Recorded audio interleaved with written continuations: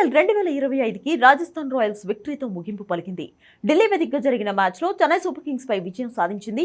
ఈ మ్యాచ్లో తొలుత బ్యాటింగ్ చేసిన చెన్నై సూపర్ కింగ్స్ 20 ఓవర్లలో 8 వికెట్ల నష్టానికి 187 పరుగులు చేసింది.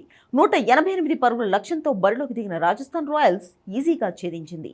వైభవ్ సూర్యవంశీ హాఫ్ సెంచరీతో అదరగొట్టగా సంజు శాంసన్ కెప్టెన్ ఇన్నింగ్స్ తో రాణించాడు. ఈ మ్యాచ్లో వైభవ్ సూర్యవంశీ మరోసారి బ్యాట్తో విధ్వంసం సృష్టించాడు.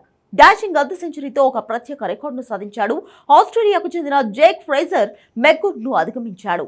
వైభవ్ 33 బంతుల్లో 57 పరుగులు చేసి అద్భుతమైన ఇన్నింగ్స్ ఆడాడు.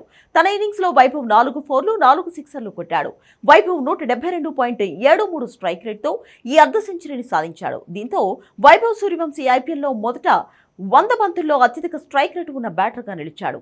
100 బంతుల తర్వాత వైభవ్ స్ట్రైక్ రేట్ 212.38గా ఉంది. అంతకుముందు ఢిల్లీ క్యాపిటల్స్ కు చెందిన ఆస్ట్రేలియా యువ బ్యాటర్ జేక్ ఫ్రేజర్ ఈ జాబితాలో నెంబర్ 1 స్థానంలో ఉన్నాడు. ఐపీఎల్లో మొదటి 100 బంతుల తర్వాత Jake Fraser strike rate 199.48. Jake Fraser IPL 2024లో ఢిల్లీ క్యాపిటల్స్ తరపున అరంగేట్రం చేశాడు.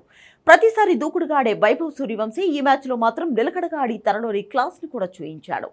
జైస్వాల్ అవుట్ అయిన తర్వాత సింగిల్స్ కే ఎక్కువ ప్రాధాన్యత ఇస్తూ కెప్టెన్ సంజు శాంసన్ తో కలిసి స్కోర్ బోర్డ్ ను ముందుకు నడిపించాడు.